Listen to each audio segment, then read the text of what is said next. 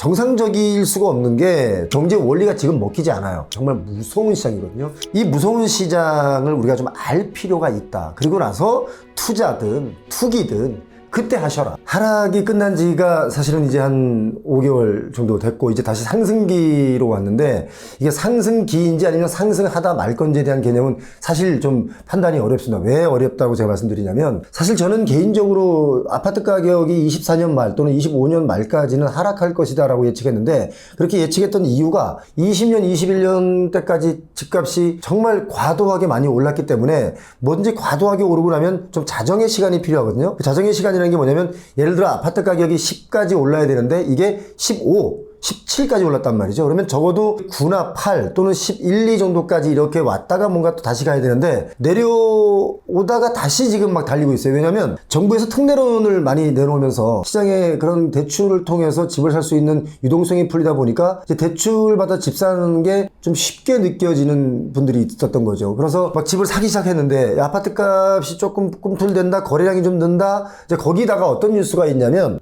사실 이건 좀 공급자에 의해서 뿌려지는 가스라이팅일 수도 있고 또 실제 그 가스라이팅이 먹혀서 실제로 되기도 한 그런 시장이죠. 왜냐면 공급이 부족하다는 얘기를 끊임없이 했고 또 분양가가 지금 분양하는 게 나중에 분양하는 것보다 훨씬 싸다. 이런 개념들을 자꾸 심어줬기 때문에 그냥 분양하는 아파트 서울 수도권이 지금 막 거의 뭐 완파한 행진을 하고 있는데 이렇게 된 지가 불과 몇 개월 안 됐습니다. 그러니까 사람의 심리는 뭔가 자극받고 뭔가 흔히 우리 시장에서 하는 말로 쫄리면 행동하게 돼 있거든요. 그래서 아마 공급 부족 또 분양가가 더 오른다, 전세가가 계속 치고 올라간다 이런 현상들에 대해서 논의하는 것들이 많이 있었기 때문에 사람들이 심리가 대출받아 구매해야 되겠다 해서 이제 좀 불이 붙은 상황인데 이 불을 지금 정부에서 다시 끄려고 하는데 일단 불이라는 게 잘 아시다시피 한번 붙으면 끄기가 참 어렵습니다. 지금 부동산 시장의 과열은 전기차, 자동차 불나는 거 그 끄기 진짜 어렵거든요. 온갖 그러니까 물을 수백 톤 써야 차 한 대 불을 끕니다. 그러니까 지금 부동산 시장이 불이 붙었는데 돈을 쏟아부을 수는 없으니까 뭔가 큰 규제, 큰 제재가 있지 않으면 이 부동산 시장 가격 급등의 시간을 잡기가 어렵다. 단 한 가지 지금 스트레스 DSR 2단계가 9월부터 시행이 되기 때문에 아마 8월 말까지는 대출이 엄청나게 늘어나고 지금 이 녹화를 하고 있는 8월 말 요때 아마 지금 은행 문턱이 지금 난리가 났을 겁니다. 아마. 은행 가보시면 대출 받아서 집사려는 분들이 지금 막 줄을 서 있거든요. 왜냐면 9월부터 시행이 되기 때문에 아마 그 전에 받으려고 하는다. 지금 부동산 분위기 그 분위기예요. 그래서 앞으로 하반기 때 9월, 10월 특히 또 미국 금리가 내려간다라고 하면 우리 금리도 내려가지 않습니까? 기준금리가. 그러면 스트레스 DSR 2단계로 뭔가 주춤했던 9월, 10월이 지나면 그 다음은 또 제가 장담 못하겠어요. 솔직히 왜 장담 못하냐고 하면 원래 지금 집값이 이렇게 뛰어야 될 이유가 전혀 없는 시장입니다. 그럼에도 불구하고 사람들의 심리는 불안 심리가 있기 때문에 지금 집을 못 사면 21년 때처럼 벼락거지가 되겠거니 해서 특히 2030 세대분들이 많이 대출을 땡겨서 사거든요. 저는 이걸 좀 위험한 구간이다라고 봐요. 두 가지 부류로 나눕니다. 위험을 그냥 감수하고 집을 사려는 분들, 또 한 분들은 위험하니까 좀 기다리려는 분들, 이런 두 가지 부류로 나누는데 저는 개인적으로 뛰어드는 것을 권해드리고 있지는 않습니다. 사실 오르지 못할 이유들이 더 많아요. 경기 침체가 오고 있고 지금 경기 지표, 특히 경제 성장률을 놓고 본다면 집값이 이 정도 뛰는 건 이해가 안 되는 성장률이죠. 그러니까 IMF 쪽에서도 대한민국의 이런 집값 버블에 대한 경고를 지금 여러 차례 하고 있거든요. 그런데 그런 경고들을 다 무시하고 대한민국의 아파트 가격은 계속 우상향하고 뛴다라는 개념을 가지고 달려들고 있는 거죠. 경제 상황으로 보면은 집값이 떨어진 게 정상인데 오르고 있는 이 상황 자체가 비정상이라는 그런 생각이 정상적일 수가 없는 게 제가 좀 전에 말씀드린 것처럼 특례론들을 많이 해줬지 않습니까? 그 특례론들이 결국 유동성이에요. 집값을 좌지우지하는 것 중에는 뭐 많은 분들이 수요와 공급 이야기를 하는데 공급이 부족하면 집값이 오르고 공급이 넘치면 집값이 떨어진다. 이 공식은 사실 아주 기초적인 경제 원리거든요. 그런데 그 경제 원리가 지금 먹히지 않아요. 왜냐면 공급이 넘칠 때도 집값이 올라간 적이 있고 공급이 부족할 때도 집값이 내려간 적이 있어요. 지난 2012년, 13년, 14년, 15년 이럴 때 한번 여러분 보시면 공급이 좀 많았음에도 불구하고 집값이 하락했단 말이에요. 그러니까 뭐냐면 저는 개인적으로 지금 그 수급의 가장 기본은 유동성이다. 그러니까 19년, 18년부터 바람이 불어서 20년, 21년에 최고가를 쳤는데 그때 우리가 초저금리를 맞이했잖아요. 초저금리가 뭡니까? 유동성을 풀어버린 거예요. 누구나 대출을 쉽게 받을 수 있기 때문에 그 쉽게 받은 대출을 가지고 부동산에 들어왔던 거죠. 그런데 다행히 18년, 19년, 20년, 19년까지 집을 사신 분들은 그나마 좀 버틸 수 있고 좀 대출의 양이 많더라도 버틸 수 있지만 21년 최고가에 사신 분들 우리 경매로 넘어가는 거 많이 봤잖아요. 그렇기 때문에 저는 지금도 이게 뭐 금리가 하락한다라고 하는 시그널들이 나오니까 막 달려들고 있는데 이 역시 경기 침체 국면이기 때문에 집값이 올라야 할 이유는 아니다. 9월부터는 집값 제동이 결국 걸리고야 만다라고 이제 말씀을 해주셨는데 정부에서 뭔가를 하고 있는 건가요? 그러니까 스트레스 DSR 2단계를 원래 7월부터 시행을 하기로 했다가 정말 아무 이유 없이 7월에서 9월로 연기를 했는데 점점 가계대출 빚이 늘어나요. 가계대출 빚이 늘어난다는 얘기는 경기 위축이 더 심화될 수 있다는 거예요. 자, 내 월급이 예를 들어서 300만 원인데 그 300만 원 중에 집값으로 주거비용으로 나가는 비용들 뭐 전세대출이든 뭐 담보대출이든 나가는 비용이 많아지면 내가 쓰는 비용이 돈이 없잖아요. 주거 비용을 대고 나면 쓸 돈이 없는 거죠. 그러니까 옷도 못 사 입고 미용실도 못 가고 뭐 신발을 하나 사려고 해도 못 사고 그렇게 되면은 사실 경기 위축 그러니까 뭐가 돌아가지 않아요. 뭔가 돈의 여유가 있어서 내가 미용실을 가고 미용실에서 머리를 좀 커트를 해줘야 미용실에 근무하는 분들도 수익이 생겨서 그분들 또 옷을 사고 그분들도 또 다른 뭐 주유소에서 기름도 넣고 장도 보고 뭐 이렇게 경제라는 게 돌아가잖아요. 그런데 그 경기가 부동산 하나에 다 몰려있다 보니까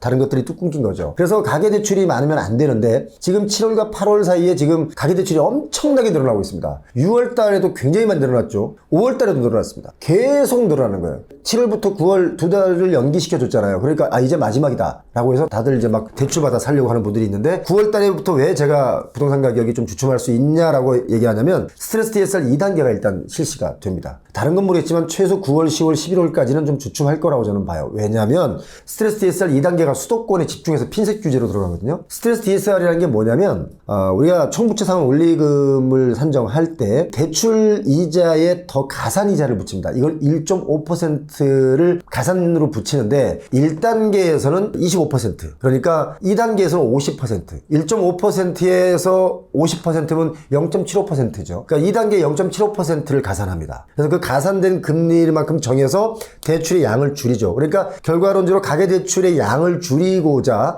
이걸 실시하는 거예요. 그런데 여기다가 또 하나의 핀셋 규제가 들어간 게 서울과 수도권 아파트가 급등하니까 이제 서울과 수도권에 0.75%가 아닌 여기다가 1.2%를 더 가산해서 대출의 양을 줄입니다. 뭐 예를 들어서 내가 5억을 대출받아서 집을 살려고 했는데 스트레스 DSR이 딱 적용이 되니까 내가 5억 대출을 받을 수 있었는데 은행 가보니까 4억 2천밖에 대출이 안 된다. 뭐 이런 개념인 거예요. 그러니까 집값을 다 못 치르니까 뭐예요? 거래가 안 되죠. 그럼 매도인들 입장에서는 내 집을 살 수 있는 대출을 많이 해줘서 이 사람이 대출을 많이 일으켜서 내 집을 사줘야 나도 이 집을 팔고 나도 엑시트를 하고 어딘가에서 또 집을 살 텐데 이 사람이 사주지 못하는 시장이 오니까 결국 집값을 내가 계속 이 고가를 고수할 수 없으니까 좋아 그러면 우리 집은 12억이 내놨는데 내가 11억 5천까지 다시 내릴게 이렇게 된다는 거죠. 그러니까 결국 유동성을 많이 풀면 버블이 생길 수밖에 없다. 그래서 지금 스트레스 DSR 2단계의 경우는 유동성을 좀 더 잡는 경우다 이렇게 생각하시면 될 것 같아요. 그래서 9월부터는 좀 주춤할 것이다. 저는 그냥 순수하게 부동산 정책만 놓고 얘기하자면 좀 뭔가 일관된 정책을 끌고 가야 시장에서 이걸 신뢰를 하는데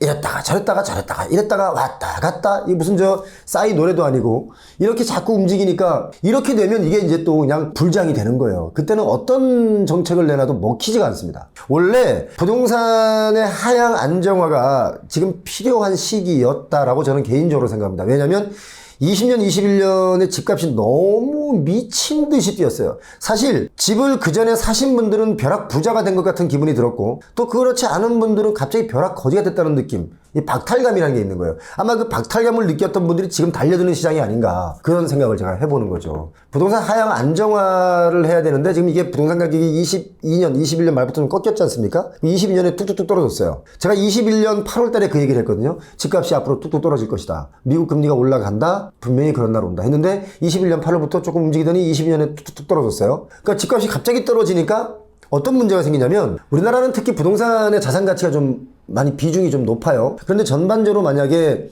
정말 아파트가 대량 거래가 터지면서 30% 하락된 거래들이 나온다. 이거는 국가적으로 위기니까 연착륙을 시켜야 되겠다라고 해서 아파트를 좀 사줘 하면서 이제 특례론들을 내놓은 거예요. 근데 그 특례론이 결과론적으로 가계대출을 더 증가시키는 트리거 역할을 했다라고 저는 진단하고 있습니다. 현장을 좀 많이 돌아다니고 또 저희 표용호 TV에 제보를 주시는 분들, 이 부동산 중개업 하시는 분들이 동네마다 곳곳마다 상당수 분들이 계세요. 그래서 그분들이 저에게 계속 전화를 주고 또 제가 그곳에 가면 다 같이 똑같이 하는 말이 있어요. 요즘은 뭐 마포, 용산, 성동구 아파트 가격이 많이 올라갔다. 그래서 이제 영끌들이 달려든다. 이게 사실이거든요. 그런데 이 지역 내에서도 오르는 단지만 올라요. 그러니까 꼭 상급지라는 게 강남 3구, 용산구, 마포구, 성동구 이런 데가 꼭 서울의 상급지라는 것보다 그 상급지 내에서도 또 갈려요. 뭔가 초양극화 시대로 가고 있다. 마포도 지금 가격이 많이 올랐다고 하는데 실제로 부동산 아파트를 내놓으신 분들 중에 왜 우리 아파트는 거래가 안 되냐는 분들도 꽤 많습니다. 직접 가보신 분들은 다 아시는 내용이고 그렇지 않은 분들은 에이 말도 안 되는 얘기 좀 그만하라는 뭐 이렇게 말씀하시는 분들이 있는 거죠. 분위기 자체가 내가 체감하지 못한 것들에 대해서 믿지 않는 경우. 그래서 제가 이 방송을 통해서 드리고 싶은 말씀은 어떤 정보가 내 귀에 들어오면 반드시 스스로 체크도 한번 해볼 줄 아는, 만약에 시장 참여자라면 반드시 그래야 되는, 하지만 시장 참여자가 아니고 관망자라고 하더라도 그냥 공부 차원에서라도 꼭 그렇게 해봐라 라는 말씀을 제가 드리고 싶어요. 뭘 해야 될까요? 뭐 매매, 전세, 월세 셋 중에서 뭔가 하나는 해야 되니까요. 거주라는 개념, 우리가 뭐 길거리에서 잠을 자지 않지 않습니까? 그렇기 때문에 당연히 매매, 전세, 월세 다 이거 다 해야 되겠죠. 그런데 지금 뭘 해야 되느냐라는 개념보다, 집값이 뛰었다 내렸다의 개념보다 더 앞서서 생각해야 될 것이 과연 내가 지금 집을 살 수 있는 여력이 있느냐, 준비가 되었느냐, 이걸 생각해야 됩니다. 그냥 남들이 사니까 일단 나도 따라서 사서 가격 차액을 보고 팔래, 그러니까 보통 피부쳐 팔래 라는 분들이 많이 시장에 뛰어들면 거품이 일어날 수밖에 없습니다. 어제 그저께 남양주를 다녀왔는데 남양주에 아주 큰 복합 건물에 그 상가를 분양받으신 분들이 있어요. 이분들이 상가를 분양받을 때 들었던 얘기가 등기치기 전에 피 붙여 팔면 된다. 이 얘기를 듣고 네 채, 세 채 이렇게 상가를 산 거예요. 그런데 여기서 정말 기가 막힌 거, 이거 여러분 경험하지 않거나 내 가족이 이런 것을 겪지 않으면 절대 모르는 얘기예요. 남 얘기로 그냥 치부해버리면 이 일이 나에게 닥칠 수 있어요. 그래서 이거 꼭 들으셔야 됩니다. 뭐냐면 이분들이 분양받고 나서 원래 분양받을 때 80%까지 대출을 해준다고 분양할 때 그렇게 얘기를 했다는 거예요. 그런데 계약을 하고 나서 그 계약된 그 건물을 도면과 이걸 다 가지고 이제 계약서를 가지고 중도금 내고 잔금 치르려고 은행에 대출을 신청했더니 이 상가의 가치 100이라면 100의 분양을 받았는데 30%밖에 인정을 안 해준다는 거예요. 그러니까 가격이 그만큼 아니라는 거야. 그러니까 분양가가 너무 높다는 거예요. 이해하셨죠? 나는 100이라고 생각하고 100의 계약을 했는데, 그래서 100의 가치를 가지고 대출을 받아서 7, 80을 대출 받아서 이걸 사야 되는데, 그리고 이걸 임대를 놔야 되는데, 중요한 건 임대를 들어온다는 사람의 월세도 따져보니까 이게 30밖에 안 되는 거예요. 가치가. 그러니까 은행에서 대출을 해주면 어때요? 가치 기준 뭐 평가해서 대출해주면 70% 80% 해준다고 해도 30이니까 그중에 20밖에 대출을 안 해줄 거 아닙니까? 그러면 이거 분양 못 받는 거죠. 그럼 분양을 못 받는데 이걸로 끝나느냐? 그게 아니라 계약서를 썼잖아요. 그러면 100에 대한 그 돈을 중도금 잔금 다 치러야 돼요. 대출 안 받고 잔금 어떻게 치릅니까? 자, 그러면 계약이 이게 지금 성사가 안 되니까 어떤 일이 벌어지냐면 은행에서 계약한 사람들의 개인 재산에 대해서 차압이 들어옵니다. 이 돈 낼 때까지. 이게 얼마나 무서운 일이에요? 그런데 이런 일들을 너무 쉽게 한다는 거예요. 당연히 피부쳐 팔 수 있었다고 생각했다는 거예요. 그렇게 설명을 들었으니까. 그런데 지금 여러분 보시면 그런 상가, 그런 복합 건물들, 뭐 지식산업센터의 상가들, 강남에도 여러분 보세요. 지금 여기 월급쟁이 부자들 중심으로 요 강남역에 나가보시면 빈 상가가 너무 많습니다. 경험해보시면 압니다. 강남 대로의 1층 상가도 지금 비어있는 곳이 많고요. 그 비어있는 기간도 굉장히 길어지고 있습니다. 그러니까 이만큼 경기가 어려운데 사람들은 부동산으로 뭔가 부자가 될 타이밍이다라고 지금 생각하는 거예요. 이게 착각이라는 겁니다. 자, 그렇기 때문에 내가 여기에 참여할 수 있는 준비가 되어 있는가를 먼저 체크하는 게 우선입니다. 지금은 내 금융자산의 가치, 밸류를 올리는 작업이 먼저다. 왜냐면 부동산 가격이 너무 많이 뛰기 때문에 얘를 잡을 수 없어요. 사람의 욕심은 다 상급제가 있거든요. 모든 눈의 기준이 상급제에 있기 때문에 거길 기준으로 자꾸 움직이거든요. 그러니까 여길 기준으로 움직이면 계속 집을 못 사거나 또는 무리해서 사면 문제가 생긴다. 지금 그 타이밍이다. 그래서 지금은 제가 많은 분들이 저에게 와서 내가 가진 돈의 규모가 이만큼이고 내 소득은 얼마인데 얼마의 대출을 받아서 이걸 사려고 하는데 의견 주세요 라는 질문들 가장 많이 하거든요. 따져보고 너무 좀 무리하다 싶으면 저는 이거 말고 눈높이를 좀 낮추시죠 라고 얘기를 해요. 그런데 그분들 뭐라고 얘기를 하냐면 눈높이를 낮춰서 이걸 사면 가격이 덜 뛸 거 아니냐. 이게 얼마나 무서운 얘기 하는지 가격이 더 뛸 걸 찾아가고 있는 거예요 지금. 그러니까 지금 시장은 계속 우리가 투자에 대한 이야기를 많이 했었던 시기가 예전이에요. 20년 21년 그 전이에요. 그때는 부동산 투자에 대한 이야기. 근데 그때는 그 시장이 맞았어요. 근데 지금은 투자를 해라 의 시장이 아니에요. 투자를 잘 해야 된다는 시장이에요. 리스크를 얼마나 관리를 잘하느냐의 투자의 시장이 됐다. 이걸 꼭 명심했으면 좋겠어요. 은행에 돈을 더 저축했다가 나중에 부동산을 상황을 봐서 내가 저축된 돈이 늘어나면 그때 부동산을 가느냐.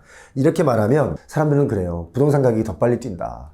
대출 무서워하지 말고 빨리 사라. 이렇게 용감한 분들이 있는데 이거는 대세 상승 구간에는 맞는 말이기도 하지만 대세 하락기에 접어들 때는 이게 망하는 얘기가 됩니다. 돈을 얼마나 많이 버느냐의 게임도 자산시장에선 중요하겠지만 내 돈을 얼마나 지켜가면서 리스크를 줄여가면서 내 자산을 늘려가느냐가 진짜 게임이거든요. 그래서 특히 2030 세대들, 3040 세대분들은 무조건 뛰어들 게 아니라 이런 것들에 대한 공부를 해야 됩니다. 비정상적인 그냥 상승이라고 본다면 근데 이게 정상으로 가는 게 가능할까요? 과연 이 비정상인 시장이 그렇다면 정상으로 갈 것이냐? 그 의문점이 있잖아요. 어떤 경제학자도 사실은 그 의문점에 대해서 답을 못합니다. 다만 우리가 최고로 가깝게 붙어있는 나라 일본의 경우를 보면 일본은 그렇게 버블을 또 버블의 버블을 가지고 가다 결국 버블이 터졌어요. 그때 그들이 하는 말 버블인지 전혀 몰랐다는 거예요. 왜? 높은 가격에 살 사람들이 있으니까. 근데 어느 날 버블 빵 터지니까 높은 가격에 살 사람들이 다 사라진 거예요. 그들도 유동성이 없고 돈이 없는 거예요. 그런 시장이 온다면 여러분 어떻게 될까요? 제가 지난 2주 전인가에 일본을 다녀왔는데요. 버블 터지기 전에 4조 정도의 부동산 값어치를 가지고 있던 분이 있었어요. 이분이 버블 터지고 나서 노숙자가 됐습니다. 4조씩이나 있는 분이 무슨 얼마나 했다고 뭐 노숙자가 되겠어. 이렇게 생각하는 것 자체가 경제 구조를 잘 모르는 분들이 이렇게 얘기해요. 정말 무서운 시장이거든요. 그래서 이 무서운 시장을 우리가 좀 알 필요가 있다. 그리고 나서 투자든 투기든 그때 하셔라. 지금은 비정상인데 이게 정상으로 갈 수 있을지 없을지 정말 길 잃은 우리 왜 요즘에 흔하게 하는 말 불확실성의 시대라는 거 아십니까? 이 불확실성의 시대의 가장 큰 증세가 불안 증세가 왜? 확실하지 않으니까 불안하잖아요. 이게 지금 버블인데 과연 정상으로 갈지 버블인데 또 버블로 좀 더 갈지 불확실하니까 불안한 거예요. 에라 모르겠다 하고 일단 뛰어드는 분들이 있어요. 내 친구가 가니까 나도 가자. 또 이런 분들 있죠. 강남의 아파트는 무조건 오른다. 택도 없는 얘기라고 저는. 근데 사람들은 그래요. 이 통칭 20년 30년을 보고 나서 뭐라고 말하냐면 부동산은 계속 우상향한다. 맞는 말이죠. 이게 뭐든지 사이클이라는 거죠. 왜 경제학자들이 자꾸 지표를 얘기하냐면 이 사이클에 따라서 경제가 오르고 내리고 하니까 우리가 이걸 좀 주의하자. 이럴 땐 이걸 조심하고 이럴 땐 이렇게 투자하자. 이런 것들에 대한 지표를 자꾸 얘기하는 거잖아요. 그렇지 않고 그냥 맨날 우상향만 한다 그러면 뭐하러 경제학자가 필요하고 뭐하러 그 전문가들이 필요합니까? 그러니까 제 얘기는 이거예요. 부동산 가격이 예전보다는 오르죠. 그런데 이 오르는 파고 속에서도 또 내려가고 급락도 있고 급락이 또 오래 가는 적도 있고 다시 또 올라가면 그 전고점을 뚫는 경우도 있고 계속 그러잖아요. 주식도 그렇잖아요. 이게 뭐냐면 세계 경제 규모가 커지는 거예요. 값이 올랐다라는 개념도 있을 수 있겠지만 돈의 가치가 그만큼 없어졌다라고도 볼 수 있는 거예요. 소득이 많이 올랐죠. 1억의 연봉이 넘는 사람들이 우리나라에 130만 명이 넘습니다. 이게 6년 전 2018년도에는 한 50만 명이 채 안 됐어요. 그러니까 거의 3배가 뛰었어요. 이 사람들이 소득이 늘어나면서 신고가 아파트를 두려워하지 않고 대출받아서 지릅니다. 그러면 그 뒤에 연봉 7, 8천, 5, 6천, 4, 5천 이런 분들이 그걸 또 쫓아가요. 지금 뭔가가 시장이 이렇게 소득도 늘어나고 자산가치 버블이 이렇게 생겨가는 과정 중에 저는 있다고 보는데 지금 소득이 늘어났다고 하지만 환율을 보면 어떻습니까? 환율이 올랐죠. 1,100원, 200원 하던 게 지금 1,300원 이렇게 올라가잖아요. 그러니까 환율 오른 걸 따져본다면 우리나라에서는 내수로 보자면 소득이 늘어났지만 글로벌적으로 보자면 소득이 늘어난 건 아니다. 그런데 아파트 가격이나 부동산 가격은 거의 2018년보다 2.5배, 많게는 3배, 심지어 다른 지역, 그러니까 인기 지역의 경우는 4배도 간 적이 있고, 이런 상황이 생기니까 그 땅을 갖고 있는 사람들 있죠. 소형 빌딩을 갖고 있는 사람들은 이걸 그냥 5배, 6배 값을 부릅니다. 이게 뭐냐면 미친 부동산 시장이다 라는 거죠. 그러니까 이럴 때는 관망하는 것이 아니라 금융 체력을 길러가면서 내 스탠스가 과연 참여할 수 있는 스탠스인지를 좀 체크하고 내가 참여를 어떻게 하는 게 가장 바람직한가, 그때는 전문가와 함께 상의를 해보시고 움직이는 게 좋다. 자, 여기서 한 가지 이제 오해 소지가 있는데요. 그렇다면 집을 사지 말란 얘기냐, 이런 질문들을 많이 하는데, 집을 사야 됩니다. 언제? 내가 감당 가능한 수준에서 내가 감당 가능한 집을 사야 됩니다. 우리가 자꾸 전셋집으로 올려줘 가면서 이사를 다니는 것도 힘든 일이에요. 매달 내야 되는 월세도 또 부담이 되고요. 그러니까 언젠가는 내가 내 집을 마련해서 내가 거주의 안정을 좀 가져야 되거든요. 그래서 내 집을 갖는 거거든요. 그런데 내 집을 갖지 않는다는 것은 계속 그렇게 뭔가 불안함 속에서 이사를 다니는 경우가 있고, 또 반대로 돈이 정말 많으신 분들은 월세 살아요. 왜? 매번 새로 짓는 아파트를 다니면서 새 아파트에 쭉 산다는 그런 재미도 있다는 거예요. 그런데 월세를 많이 내면서 사시는 분들은 그게 좀 극소수라는 말이죠. 그래서 분명히 한 건 내 집을 가져야 된다는 거예요. 근데 그게 언제 갖냐가 중요하잖아요. 저는 최소한 버블이 막 융성할 때, 그때는 아니다. 오히려 지금은 위험하다. 그러니까 지금 시간이 좀 지나고 좀 더 관망했을 때 저는 그렇게 생각해요. 만약에 우리가 스트레스 DSR도 시행이 되고 미국의 기준금리도 10월에 내려가고, 그럼 우리도 또한 뭐 한 11월 달에 기준금리가 내려간다라고 가정을 하면 아마 그때 집값이 다시 또 꿈틀댈 수 있을 거예요. 그때는 제가 볼 때는 거의 못 말립니다. 그때 사세요, 차라리. 단 너무 고가를 대출을 많이 해서 사지는 마시기 바랍니다. 이건 정말 지옥으로 가는 길일 수 있거든요. 늘 주장하는 얘기지만 내가 감당 가능한 선에서 용기를 가지셔라. 그러니까 부동산 가격이 오르지 마라라는 개념이 아니에요. 제가 하는 말은 당연히 재화의 가치는 시간의 흐름에 따라서 올라가죠. 소득이 늘어나고 또 물가 상승분에 따라서 어쩌면 그보다 좀 더 올라가게 돼 있잖아요. 제가 2017, 18년, 19년도 이럴 때 커뮤니케이션 강의를 전국적으로 많이 했어요. 개인적으로 뭐 기업체든 관공서든 뭐 일반인 상대든 많이 했는데, 그때는 제가 무슨 얘기를 했냐면 2018년, 19년도에 무조건 집을 사야 된다. 왜? 이렇게 좋은 시기가 어딨냐 지금. 집값이 오랫동안 막 하락 보합으로 있다가 조금씩 꿈틀대기 시작한 것 같다. 자, 이때 집을 안 사면 못 산다. 집을 사라. 대출을 좀 받아서 사라. 그런데 마침 코로나 터지고 초저금리 터지고 계속 했습니다. 그러니까 갑자기 집값이 뛴 거예요. 그때는 사라 그랬고 지금 사지 말라고 하는 이유는, 그때는 아파트 가격이 그렇게 고가가 아니었어요. 서울의 PIR 지수, 주택 구매 비율, 소득으로 해서 언제 이걸 다 갚을 수 있냐를 따져보니까 PIR 지수가 한 20 정도 됐어요. 지금 얼마예요? 강남은 PIR 지수 따지면 50이 넘을걸요? 50년을 일해도 월급을 다 저축해도 못 사요. 마포가 PIR 지수가 한 12, 3, 4 나왔었거든요. 근데 지금 마포도 아마 PIR 지수 따지면 제가 볼 때는 25는 나오지 않을까. 근데 사람들이 오해하는 게 있어요. 표영호가 지금 집값이 하락한다라고 얘기했더니 표영호는 집이 없냐? 너 거지냐? 이런 얘기들을 많이 해요. 저 집이 있어요. 제가 이 얘기를 여러 번 드렸는데 저 집이 있어요. 한강변에도 집이 있고요.